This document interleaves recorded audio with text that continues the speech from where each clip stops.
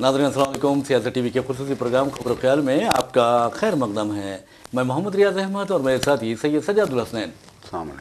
नाज़रीन, जैसा कि आप जानते हैं कि हम जो खबरें आपके सामने पेश करते हैं, जिन खबरों पर तबसरा करते हैं, वो कल के अखबारात की सुर्खियाँ बनती हैं। न सिर्फ सुर्खियाँ बनती है बल्कि उन खबरों को इलेक्ट्रॉनिक मीडिया गैर मामूली अंदाज में नश्र करता है। इसी तरह सोशल मीडिया पर ये खबरें वायरल होती हैं। बहरहाल नाज़रीन, जहाँ तक खबरों का सवाल है, आपको बता दूँ कि वज़ीर-ए-आज़म नरेंद्र मोदी की हुकूमत बार बार वन नेशन वन इलेक्शन की बात करती है, और ये बातें ऐसे वक्त की जाती हैं जब अपोजिशन ये इल्ज़ाम आयद करती है कि इलेक्ट्रॉनिक वोटिंग मशीन में गड़बड़ की जा रही है, और इलेक्ट्रॉनिक वोटिंग मशीन में गड़बड़ के नतीजे में मोदी को या बीजेपी को इख्तिदार हासिल होता है। लेकिन आप देखेंगे कि हमेशा हुकूमत ने, इलेक्शन कमीशन ऑफ इंडिया ने इस बात की तरदीद की है कि ईवीएम में गड़बड़ की जा सकती है या उसमें गड़बड़ पैदा करने के इम्कानात पाए जाते हैं। बहरहाल नाज़रीन, जहाँ तक वन नेशन वन इलेक्शन का सवाल है, मोदी हुकूमत बार बार ये कह रही है कि वन नेशन वन इलेक्शन होना चाहिए, वन राशन वन नेशन होना चाहिए। इस तरह यानी हर चीज़ एक एक की बात कर रही है, और यकसान सिविल कोड की भी वो बात करती है। लेकिन जहाँ तक वन नेशन वन इलेक्शन का सवाल है, आप अंदाज़ा कर सकते हैं कि हालिया अरसे के दौरान इलेक्शन कमीशन ने जिन रियासतों में इंतखाबी शेड्यूल का ऐलान किया है, उसमें महाराष्ट्र शामिल नहीं है। हालांकि महाराष्ट्र के भी इंतखाबात का ऐलान किया जाना चाहिए था। और आपको बता दें कि जम्मू कश्मीर से लेकर झारखंड, झारखंड से लेकर हरियाणा, और हरियाणा से लेकर महाराष्ट्र, ये 4 रियासतें थी जहां पर इंतखाबात होने को थे। लेकिन इलेक्शन कमीशन ने मजबूरी जाहिर की और कहा कि हम 4 रियासतों में एक साथ इंतखाबात नहीं कर सकते। लेकिन आप देखेंगे कि वन नेशन वन इलेक्शन के तहत असम्बली और पार्लियामेंट के इंतखाबात एक साथ मुनक़िद करवाए जाएंगे। और इस सिलसिले में आपको बताना ज़रूरी है कि मोदी हुकूमत ने साबिक़ सदर कोविंद के साथ, साबिक़ सदर मिस्टर रामनाथ कोविंद की क़यादत में एक कमेटी कायम की थी, एक पैनल कायम किया था। उसने अपनी रिपोर्ट मोदी हुकूमत को पेश कर दी, अपनी तजावीज़ मोदी हुकूमत को पेश कर दी, और उस तजवीज़ को आज मरकज़ी काबीना ने मंजूरी दे दी है। और ऐसा लगता है कि आने वाले विंटर सेशन में, यानी पार्लियामेंट के विंटर सेशन में, ये इस बिल को, यानी one nation one election bill को मंजूरी दी जाएगी, पेश किया जाएगा। मंजूरी तो नहीं बोल सकते क्योंकि अपोजिशन बहुत स्ट्रॉन्ग है, और अपोजिशन इसे पास करने देती है या नहीं देती, या फिर इसे मुश्तरका पार्लिमानी कमेटी के से रुजू कर दिया जाएगा, ये भी एक सवाल है। लेकिन एक बात ज़रूर है कि मोदी हुकूमत खुद को बचाने के लिए, खुद को शिकस्त से बचाने के लिए कुछ भी कर सकती है, ऐसा राहुल गांधी कहते हैं, ऐसा अपोजिशन जमातें कहते हैं। अब देखना है कि जो हुकूमत 4 रियासतों के इंतखाबात एक साथ नहीं करवा सकती, वो हुकूमत किस तरह एक, यानी वन नेशन वन इलेक्शन का नारा लगा सकती है। वैसे मैं नाज़रीन आपको बता दूं कि जहां तक हमारे वोटर्स का सवाल है, हमारी आबादी तो 140 करोड़ की आबादी है, और हमारे जो वोटर्स हैं वो तकरीबन 98 करोड़ वोटर्स हैं। और आप अंदाज़ा कीजिए कि क्या 98 करोड़ वोटर्स के लिए एक ही दिन वन नेशन वन इलेक्शन के तहत रियासती असम्बलियों और पार्लियामेंट के इंतखाबात एक ही दिन मुनक़िद करवाए जा सकते हैं? क्या हमारे पास इलेक्ट्रॉनिक वोटिंग मशीनों का ज़ख़ीरा है, या फिर हम बैरून मुमालिक से वोटिंग मशीन किराए पर हासिल करेंगे? ये भी एक सवाल है। और ये भी एक सवाल है कि क्यों इस तरह की बात मोदी हुकूमत कर रही है। क्या मोदी हुकूमत चाहती है कि जो अहम मसाइल है, उन मसाइल से आवाम की तवज्जो हटा दे, क्योंकि माइंड जो डाइवर्ट करने में माहिर कहा जाता है मोदी हुकूमत को? तो बहरहाल हम चलते हैं सज्जाद साहब से, और सवाल ये करते हैं कि वन नेशन वन इलेक्शन के बाद क्या अब वन पार्टी का तस्वुर लाएंगे मोदी जी? जी देखिए, जैसा कि आपने कहा है कि बुनियादी मसाइल हल करने की तो आपकी जो है कोई ताकत नहीं है। बेरोज़गारी, महंगाई पे अब तक काबू नहीं पा सकी है मोदी सरकार। आम आदमी बहुत ज़्यादा परेशान है, माशी तौर पे भी, और जो है रोज़गार के हवाले से भी बहुत परेशानी है लोगों में, और महंगाई के हवाले से भी लोग बहुत ज़्यादा परेशान हैं। अनाज की कीमतें दिन ब दिन आसमान से छूती जा रही हैं। इस मसले का तो हल आपके पास नहीं है। एक आम आदमी को राहत पहुंचाने का तो आपके पास कोई हल नहीं है। बस आप जो है ऐसी चीज़ें जिससे आम आदमी का कोई ताल्लुक़ नहीं है, वो चीज़ें लेके आप बढ़ जाते हैं। एक तमाशा पूरे मुल्क में आप शुरू कर देते हैं। अभी वक्त तरमीमी बिल का तमाशा चल रहा है जी। अमित शाह का बयान आया था गुज़िश्ता रोज़ कि दुनिया की कोई ताकत हमको जो है वक्त तरमीमी बिल लाने से नहीं रोक सकती। मतलब ये कि अब आप हर धर्मी पे आ जाएंगे, जो आपकी जो है ऐसी चीज़ें जिससे इंतशार बर्पा होता हो, जी जी, उसमें आपको मज़ा आता है। ऐसा मालूम होता है कि वो चीज़ें जिससे जो है इंतशार बर्पा होता हो, जिससे लोगों में बेचैनी पैदा होती हो, जिससे लोगों में एक तरीके से जो है खौफ लाहक पैदा होता हो, उन चीज़ों को करने में ऐसा मालूम होता है कि मोदी सरकार को या बीजेपी सरकार को मज़ा आता है। सीएए का भी जो है कोई मतलब ही नहीं था। जी हाँ, जी हाँ, इस मुल्क के अवाम से सीएए का कोई ताल्लुक़ नहीं था। आपने सारे मुल्क को बिलावजह जो है सरापा एहतजाज बना दिया था। एक कानून ला के आपने जो है ऐसा अजीब व गरीब भयानक बेवकूफ़ाना जो है कानून आपने जो है लागू किया था कि जिसका इस मुल्क के अवाम से कुछ लेना देना ही नहीं था। ज़बरदस्ती आप जो है एक नई नई साजिश रचने का जो है प्लान करते रहते हैं। अभी अब वन नेशन वन इलेक्शन का भी जो है क्या कॉन्सेप्ट है। देखिए, यकीनन आप एक साथ इलेक्शन करवा सकते हैं, एक बार आप करवा देंगे एक साथ इलेक्शन, आप कानून भी पास कर लेंगे, वन नेशन वन इलेक्शन का कानून भी पास कर लेंगे। आपने माहिरीन से राय ले ली, आपने साबिक सदर की जो है क़यादत में कमेटी भी फॉर्म कर दी, कमेटी ने सिफारिशात भी दे दी हैं, काबीना ने भी उन सिफारिशात को मंजूरी दे दी है, सब अपनी जगह है। ठीक है, आप पार्लियामेंट में भी जो है उसको पास कर लेंगे, एक बार आप इलेक्शन करवा देंगे। ठीक है, पूरे इंडिया में एक साथ इलेक्शन आप करवा देंगे, आम इंतखाबात भी करवा देंगे, लोकसभा के भी करवा देंगे आप, और रियासती सरकारों के भी इलेक्शन करवा देंगे। अब एक हफ्ते के बाद 15 दिन के बाद एक रियासत में हुकूमत दखलियत में आ जाएगी, वहाँ हुकूमत गिर जाएगी, तब आप क्या करेंगे? 2 महीने के बाद किसी और रियासत में हुकूमत दखलियत में आ जाएगी, हुकूमत गिर जाएगी, तब आप क्या करेंगे? देखिए, इस मुल्क की जमहूरियत का नेचर ऐसा है ही नहीं कि आप एक साथ जो है पूरे मुल्क में इलेक्शन करवा सकें। आज देखिए, आज जम्मू कश्मीर में इलेक्शन हो रहे हैं, यूपी की मियाद नहीं आई है, आज आंध्र प्रदेश की मियाद नहीं है, तेलंगाना की मियाद नहीं है। जब आंध्र प्रदेश में इलेक्शन हुए तो तेलंगाना में नहीं हुए थे, तेलंगाना में उससे 6 महीने पहले इलेक्शन हो गए, कर्नाटक में उससे जो है 6 महीने पहले इलेक्शन हो गए। हर रियासत की मियाद अलग अलग नौइयत की है, हर रियासत की सियासत अलग नौइयत की है, हर रियासत में जो हालात हैं वो अलग नौइयत के हैं, और उस हिसाब से तारीख हिंदुस्तान की आज़ादी के बाद से लेके आज तक उसी हिसाब से चल रहे हैं। यकीनन जब पहली बार हमने इलेक्शन शुरू किए थे तो एक साथ करवाए गए थे, उसके बाद धीरे धीरे जो है हालात बदलते गए, हर रियासत में हुकूमतें आती गई, गिराती गई, और तो बीजेपी तो माहिर है हुकूमत गिराने में। किसी भी रियासत में हुकूमत आप गिरा देते हैं, और फिर आप जो है आप ही जो है वन नेशन वन इलेक्शन की वकालत कर रहे हैं। इससे बड़ा जो है अहमखाना फ़ैसला और क्या हो सकता है कि एक जानिब आप महाराष्ट्र की हुकूमत गिरा देते हैं, कर्नाटक की हुकूमत गिरा देते हैं, आप जो है झारखंड की हुकूमत गिराने की कोशिश करते हैं, आप मध्य प्रदेश की हुकूमत गिरा देते हैं, आप जो है राजस्थान में हुकूमत गिराने की कोशिश करते हैं। आपने इन 10 सालों में न जाने कितनी रियासतों में हुकूमतें गिराने की कोशिश की है। मतलब ये कि आप खुद हुकूमतें गिराते हैं और जो मियाद होती है वहाँ की, उस मियाद को डिस्टर्ब कर देते हैं आप। जी हाँ, जी। 5 साल मियाद को भी बीजेपी सरकार ने डिस्टर्ब किया है, और फिर अब जो है लेके बैठ गए आप वन नेशन वन इलेक्शन का जो है शोशा लेके बैठ गए। आप जो है जम्मू कश्मीर में इलेक्शन हो रहा है, हरियाणा में इलेक्शन होंगे, अब इसी महीने में इलेक्शन होने हैं।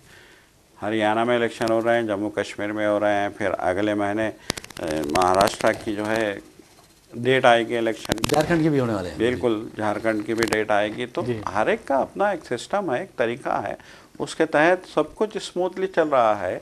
और आप जो है न जाने क्यों आपको जो है ऐसा लगता है कि हम ये कानून बना देंगे, हम ऐसे कर देंगे। काम करने हैं तो कुछ ऐसे काम करिए जिससे आवाम का भला हो। काम करना है आपको तो आप आवाम के चेहरों पे खुशी लाने का काम कीजिए। आप एक नया टेंशन, हर दिन एक नया टेंशन देने का काम क्यों कर रहे हैं? जी। आपने ऐसा मालूम होता है कि आपने ठेका ले रखा है इस मुल्क के लोगों को परेशान करने का, किसी ना किसी बहाने से, किसी ना किसी नौइयत की जो है। आप कभी किसानों का कानून ला के लोगों को परेशान कर देते हैं, सड़कों पर ले आते हैं। आप सीए के नाम पर आपने लोगों को सड़कों पर ला खड़ा किया। आप जो है हर कानून जो आप बनाएंगे वो तमाशा जो है बर्पा करने वाला कानून बनाएंगे, और फिर आप एंजॉय करेंगे और जस्टिफाई करने की कोशिश करेंगे। जी।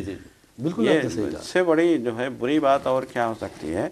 ये समझने की बात है, मोदी सरकार को समझना चाहिए कि आपको करना क्या है और आप कर क्या रहे हैं। बहरहाल नाज़रीन, आपको बता दूं कि जहाँ तक वज़ीर-ए-आज़म नरेंद्र मोदी का सवाल है या बीजेपी का सवाल है, ऐसा लगता है कि उन्हें पता ही नहीं है कि उन्हें करना क्या है, करना क्या चाहिए, करना क्या चाहिए था, क्या कर रहे हैं, उन्हें पता ही नहीं है। वैसे भी अपोजिशन जमातें जो तनक़ीद करती हैं मोदी हुकूमत पर, वो बिल्कुल बजा लगती हैं, क्योंकि आप अंदाज़ा कीजिए कि असली जो हकीकी मसाइल जो हैं, असल जो मसाइल हैं, उस पर तो तवज्जो नहीं दी जाती, उनके हल पर तवज्जो नहीं दी जाती। लेकिन आप देखेंगे कि बस ऐसे यानी मुतनाज़ा बिल्स मंजूर करने की कोशिश की जाती है, पेश करने की कोशिश की जाती है ताकि सारी कौम उसमें उलझ कर रह जाए। अगर मोदी हुकूमत के 3 मियादों का, यानी 2 तो मियाद मुकम्मल हो चुके हैं, तीसरी मियाद का आगाज़ हो चुका है और 100 दिन भी हो चुके हैं तीसरी मियाद के, इस दौरान अगर आप दोनों मियादों के साथ साथ 100 दिन का यानी जारिया मियाद के 100 दिन का अगर आप जायज़ा लें तो आपको पता चलेगा कि हर रोज़ मोदी हुकूमत ने एक नया तनाज़ा पैदा किया है। हर रोज़ फ़िरका परस्त दरिंदों ने मुख्तलिफ रियासतों में एक फ़िरका परस्ती की नई लहर शुरू की है। हर रोज़ आप देखेंगे कि इस हुकूमत में कोई ना कोई मसला पैदा होता रहा और हर रोज़ इस हुकूमत में आप देखेंगे कि महंगाई में इजाफा हुआ, बेरोज़गारी में इजाफा हुआ, तबाही और बर्बादी के रुझान में इजाफा हुआ और जो गंगा जमनी तहजीब है उसको नुकसान पहुँचाने के वाक़यात में इजाफा हुआ है। यानी मुल्क की तबाही और बर्बादी का सामान करने वाले वाक़यात की तादाद में इजाफा होता गया है। तो कहने का मतलब है वन नेशन वन इलेक्शन की अगर बात करते हैं ये लोग, तो हकीकत में वन नेशन होना चाहिए, हकीकत में वन इलेक्शन होना चाहिए। लेकिन आप पहले तो वन नेशन नहीं बनते और यानी मजहबी बुनियाद पर लोगों को तकसीम कर देते हैं, एक नेशन बनने नहीं देते, एक कौम बनने नहीं देते और कहते हैं कि वन इलेक्शन। अगर वन इलेक्शन का अगर आप में इतना ही दम है तो मैं समझता हूं कि जो झारखंड और महाराष्ट्र को भी इन इंतखाबात में मिला लिया जाता, एक साथ होते, हरियाणा, कश्मीर और झारखंड के साथ साथ महाराष्ट्र के भी इंतखाबात होते। लेकिन आपने देखा कि डर के मारे महाराष्ट्र के इंतखाबात के तारीख का ऐलान ही नहीं किया गया।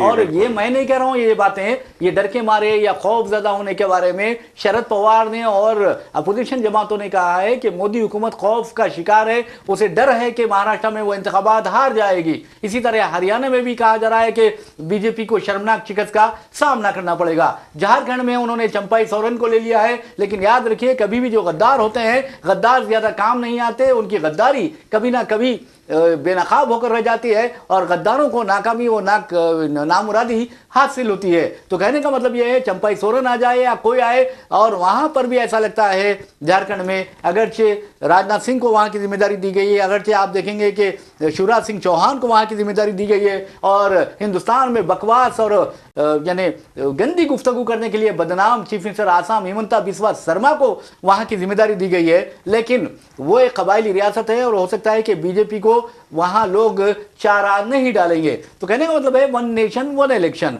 आप अंदाजा कीजिए कि कौम को पहले एक कीजिए, मुल्क को पहले एक कीजिए। आप मजहबी खुतूत पर लोगों को तकसीम करने की कोशिश करते हैं और फिर फिरकापरस्ती का जहर घोलते हैं, उसके बावजूद वन नेशन वन इलेक्शन की बात करते हैं। तो ये बहुत हैरत की बात लगती है और ऐसा लगता है कि ये कोई जालिमाना लतीफ़ा तो नहीं सुना रहे हैं ये। बिल्कुल, देखिए यही आप इलेक्शन एक साथ करवाने के, जहाँ पे मियाद सबकी एक साथ ख़त्म हो रही है वहाँ एक साथ इलेक्शन कराने की आपकी हिम्मत नहीं है। और फिर आप वन नेशन वन इलेक्शन का शोशा तो बहुत ही तमतराक से जो है आप छोड़ देते हैं। अब ये शोशा ही छोड़ना है, ये आपने जैसा कि अभी आपने कहा कि झारखंड में मियाद ख़त्म हो गई, महाराष्ट्र में मियाद ख़त्म हो गई, जम्मू कश्मीर, महाराष्ट्र, झारखंड, हरियाणा, ये 4 रियासतों में एक साथ इलेक्शन हो सकते थे, मुमकिनात में से था। तो जो मुमकिनात में से है वो तो आप नहीं कर रहे हैं, और जो नामुमकिन है उसको जबरन आप जो है लोगों के सर पे मुसल्लत करने की कोशिश कर रहे हैं। जबकि आपको अच्छी तरीके से मालूम है कि जब तक किसी भी रियासत की मियाद पूरी नहीं हो जाती वहाँ पे इलेक्शन नहीं कराया जा सकता है। इस मुल्क के आइन के मुताबिक, इस मुल्क के जो जमहूरी इक़दार के मुताबिक, इस मुल्क के कानून के मुताबिक आप वहाँ पे मियाद की मुकम्मल होने से पहले इलेक्शन नहीं कर सकते। ये आप बखूबी जानते हैं। अब चाहे आप जो है यूपी की बात कर लें, चाहे आसाम की बात कर लें, चाहे किसी और रियासत की बात कर लें, तो जहाँ पे आपको इलेक्शन एक साथ कराने हैं वहाँ तो आप नहीं करा रहे हैं। और फिर जो है आप एक नया जो है शोशा छोड़ने में तो महारत है आपको। यही मैंने कहा रियाज साहब, यही कि आप बुनियादी मसाइल पे तो आपकी बिल्कुल भी तवज्जो नहीं है। महंगाई पे आज तक बात नहीं की है। मोदी सरकार ने, आप देखिए इलेक्शन में जो हरियाणा में और जम्मू कश्मीर में जो इलेक्शन हो रहे हैं, उन इलेक्शनों के दौरान अब तो वज़ीर-ए-आज़म मोदी कश्मीर जा रहे हैं, उनकी सिक्योरिटी के लिए क्या क्या इंतज़ाम वहाँ पे नहीं किए जा रहे हैं आप देखिए।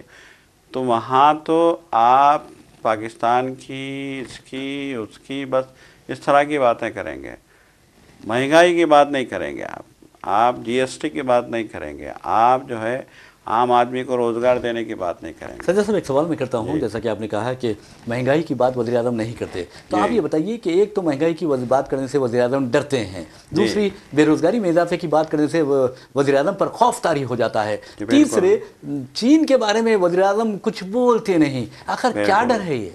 बिल्कुल यकीनन ना चीन के बारे में आप बोलेंगे, जबकि राहुल गांधी ने अमेरिका में बैठ के कहा कि चीन ने दिल्ली जितने इलाके पे कब्जा कर लिया है लद्दाख में जी, और उन्होंने प्रूफ भी दिए, और उन्होंने कहा कि वज़ीर आज़म इस पे बोलने से खौफ खा रहे हैं, डर रहे हैं, वो बोलना नहीं चाहते, जबकि उनको बोलना चाहिए, उनको जाके सवाल करना चाहिए कि ये इतना बड़ा इलाके में, तकरीबन 4000 मुरब्बा किलोमीटर के इलाके में आपने कैसे कब्ज़ा कर लिया, ये बोलना चाहिए।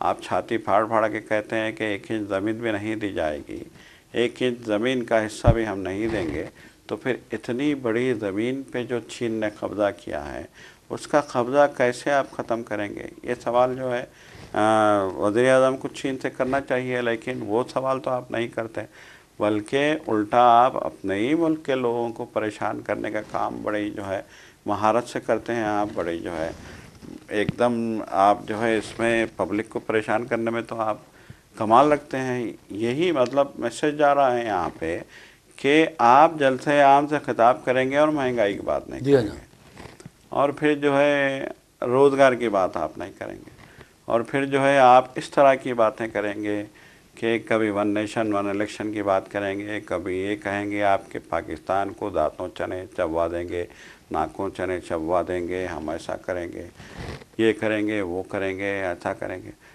यहाँ जो काम होने हैं, आम आदमी को जिन कामों की राहत मिलनी है, जिस तरह की जो है आवाम हालात से दो चार है, आज देखिए आज मामूली सा जो है सब्ज़ी प्याज की कीमत 60 रुपया किलो हो गई है। जी। लोग परेशान हैं, लोग कह रहे हैं कि इलेक्शन वहाँ पे हरियाणा यूपी में माफ़ कीजिएगा हरियाणा जम्मू कश्मीर में इलेक्शन हो रहे हैं और प्याज की कीमत की बात नहीं हुई।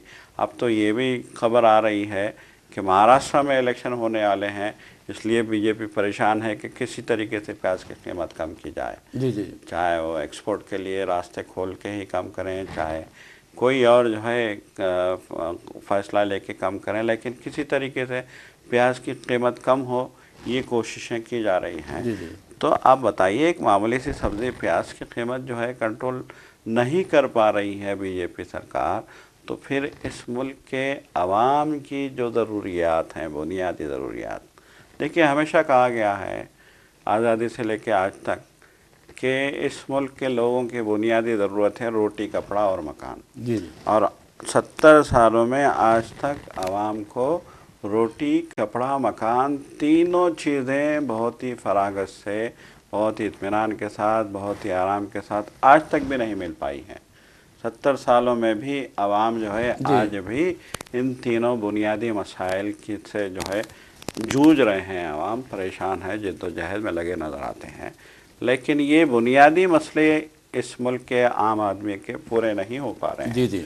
आप देखिए दुनिया की किसी भी तरक्की याफ्ता मुल्क में जाके देखिए, वहाँ पे एक सिस्टम होता है कि उनके अपने शहरी का घर के लिए, उसकी सेहत के लिए, उसकी तालीम के लिए और उसके जो है दवाओं के लिए, फिर उसके जो है रोज़गार के लिए, फिर उसकी जो है दीगर ज़रूरतों के लिए, उसकी खुराक के लिए सिस्टम होता है, सिस्टम के तहत काम होता है। यहाँ तो कुछ भी नहीं है, बस जो है सिर्फ ऐलान करेंगे, सिर्फ दावे करेंगे, झूठे दावे करेंगे, डंके की चोट पे झूठ बोलेंगे और जो है लोगों को बेवकूफ़ बनाएंगे। आप किसी भी अवामी जलसे में कुछ भी कह देंगे, आपको इस बात का भी एहसास नहीं होगा कि आप इस मुल्क के प्राइम मिनिस्टर हैं, इस मुल्क के चुने हुए सरबराह हैं, आप इस मुल्क की जो है पूरे मुल्क की जिम्मेदारी आपकी है, लेकिन आप बोलने पे आएंगे तो कुछ भी बोलते चले जाएंगे आप। कभी मुसलमानों को निशाना बनाएंगे, कभी किसी और को निशाना बनाएंगे, कभी अपोजिशन को निशाना बनाएंगे, लेकिन बुनियादी ज़रूरतों की बात नहीं की जाएगी। यही कुछ हो रहा है और वन नेशन वन इलेक्शन भी इसी तरह के जो है प्रोपेगेंडे का एक हिस्सा है। बहरहाल नाज़रीन, आपको बता दूं कि बड़ी बेशर्मी से हमारे जो सियासतदान हैं ऐलानात कर देते हैं और बड़े बड़े वादे करते हैं। वज़ीर-ए-आज़म नरेंद्र मोदी के बारे में भी कहा जाता है कि वादे बहुत ज़्यादा करते हैं, बातें बहुत ज़्यादा करते हैं, लेकिन काम की बहुत कम होती हैं। कहने का मतलब ये है कि वज़ीर-ए-आज़म ने वन नेशन वन इलेक्शन की बात की, CAA की बात की यानी शहरियत तरमीम कानून की बात की, और अमित शाह तो कहते हैं कि दुनिया की कोई ताकत हमें ये बिल मंजूर करने से रोक नहीं सकती, वो बिल मंजूर करने से रोक नहीं सकती। लेकिन अमित शाह को ये अंदाज़ा नहीं है कि दुनिया की एक ताकत है, बड़ी ताकत है, और वो ऊपर वाला है। और ऊपर वाला जब जालिमों के जुल्म को देखता है तो उन्हें ढील देता है, और जब ढील देता है तो उसके बाद तो उनकी पकड़ शुरू होती है, और जब पकड़ शुरू हुई तो होती है तो फिर ऊपर वाले की पकड़ से बचना आसान नहीं होता। और मैं समझता हूँ कि घर में घुस के मारने की जो बात करते हैं वो ही मारे जाते हैं। कहने का मतलब यह है कि बड़ी बातें अल्लाह ताला को, ऊपर वाले को पसंद नहीं है। ये गुरूर और तकब्बुर जो है, ये हमारे जो सियासी कायदीन का होता है, वो एक दिन ऐसा आता है कि आवाम उस गुरूर और तकब्बुर को अपने पैरों तले रोन कर रख देते हैं, अपने जूती तले खुंदल कर रख देते हैं इस गुरूर और तकब्बुर को। तो बहरहाल नाज़रीन, वन नेशन वन इलेक्शन की बात की जा रही है, लेकिन आप अंदाज़ा कीजिए कि रामनाथ को इनके पैनल ने जिस अंदाज में तजावीज़ पेश की है, मरकज़ी कैबिनेट ने उसे मंजूरी भी दे दी है। अब देखना यह है कि लोकसभा में ये बिल कैसे पेश किया जाता है। अब तो ये एक बात रही। दूसरी अहम बात बता दूं कि जहां तक राहुल गांधी का सवाल है, कायदे अपोजिशन बनने के बाद ऐसा लगता है कि मोदी का जो जादू है, जो उनकी करिश्माती शख्सियत की बातें की जाती थी, वो अब रफू चक्कर होने लगी है, यानी हवा हवा होने लगी है। और दूसरी अहम बात यह है कि 74 साल के हो गए हैं मोदी जी, और राहुल गांधी उनके सामने बच्चे हैं, यानी उनके पोते की तरह है, उनके बेटे की तरह है। उसके बावजूद भी मोदी जी जिस अंदाज में बॉडी लैंग्वेज होती है, उनके इशारे किनारे होते हैं, उनका लब व लहजा होता है, जो उनका यानी अंदाज बयां होता है, वो अजीब व गरीब होता है। और राहुल बात करते हैं तो ऐसा लगता है कि कोई एक तजर्बेकार पुख्ता महज़ब खानदान का चश्म चिराग बात कर रहा है। और वज़ीर-ए-आज़म नरेंद्र मोदी बात करते हैं तो देखें आप, घर में घुसने की बात, घुसकर मारने की बात करते हैं, या फिर अजीब गरीब बातें करते हैं, आवाम की तवज्जो हटाते हैं। तो हम चलते हैं राहुल गांधी की तरफ। राहुल गांधी को धमकियां दी जा रही कि उन्हें कत्ल कर दिया जाएगा, उनकी ज़बान काट दी जाएगी, और उनकी ज़बान काटने वाले को 11 लाख रुपए का, 13 लाख रुपए का, करोड़ों रुपए के इनामात दिए जाएंगे। इस सिलसिले में अजय माकन जो कांग्रेस के काज़ीन हैं, उन्होंने अपने कांग्रेसी कायदीन से के एक वफ्द के साथ, यानी एक डेलीगेशन के साथ पुलिस से रुजू होकर राहुल गांधी को कत्ल की धमकियां देने वालों के खिलाफ FIR दर्ज करने के लिए शिकायत दर्ज करवाई है। और इस सिलसिले में एक मरकजी मुमलिकती वजीर रेलवे है रणवीर सिंह बिट्टू, उनके खिलाफ एक शिकायत दर्ज करवाई गई है। और फिर आपको बता दूं कि इसमें दिल्ली BJP लीडर तरविंदर सिंह मारवा, उसके खिलाफ भी शिकायत दर्ज करवाई गई है। और शिवसेना लीडर संजय गायकवाड़ और यूपी के एक मिनिस्टर है, उनके खिलाफ भी शिकायत दर्ज करवाई गई है, क्योंकि ये राहुल गांधी के खिलाफ धमकी आमेर जबान इस्तेमाल कर रहे हैं, उन्हें कत्ल की धमकियां दे रहे हैं और लोगों को उकसा रहे हैं कि राहुल गांधी का कत्ल करें, और ये उसी तरह कत्ल करें जिस तरह इंदिरा गांधी का किया गया। तो कहने का मतलब यह है कि अगर जमहूरियत में इस तरह की धमकियां दी जा रही है तो इन लीडरों के ना सिर्फ FIR दर्ज की जानी चाहिए, बल्कि इन्हें फौरी गिरफ्तार करना चाहिए, और ये देखना नहीं चाहिए कि ये मरकजी वजारत में शामिल है या रियासती काबीना में ये एक अहम ओहदा रखता है। क्योंकि आप देखेंगे कि मरकजी काबीना में शामिल एक वजीर ने देश के गद्दारों को गोली मारो डैश डैश को बात की थी, लेकिन आपने देखा कि आवाम ने उन्हें किस तरह डैश डैश कर दिया। तो कहने का मतलब यह है कि इस तरह अगर हम कार्रवाई नहीं करेंगे, कानून की निफाज कानून की एजेंसियां कार्रवाई नहीं करेंगी, तो फिर ये जो गुंडे हैं, ये दहशतगर्द हैं, उनके हौसले बुलंद हो जाएंगे। सजा साहब, यकीनन ये रियाज साहब सही बात है कि आप कुछ भी कहेंगे, आपके खिलाफ जो है कोई कुछ नहीं कहना चाहिए। आप राहुल गांधी को बोलेंगे, कांग्रेस को बोलेंगे, इंडिया ब्लॉक को बोलेंगे, आपके खिलाफ जो भी जो है आएगा उसको आप देशद्रोही तक करार दे देंगे। लेकिन जब आपके खिलाफ अगर कोई बोलता है, आपकी खामियों को कोई उजागर करता है, तो आप आपे से बाहर हो जाते हैं।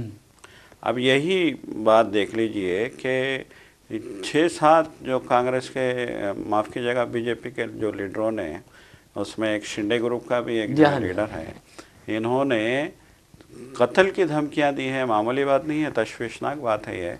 राहुल गांधी को जो है कत्ल की धमकियां दी गई हैं, उसके बावजूद भी आला क़यादत की तरफ से उनकी सरदनिश नहीं होती है, उनको कंट्रोल में ज़बान काबू में रखने के लिए हिदायत नहीं दी जाती है।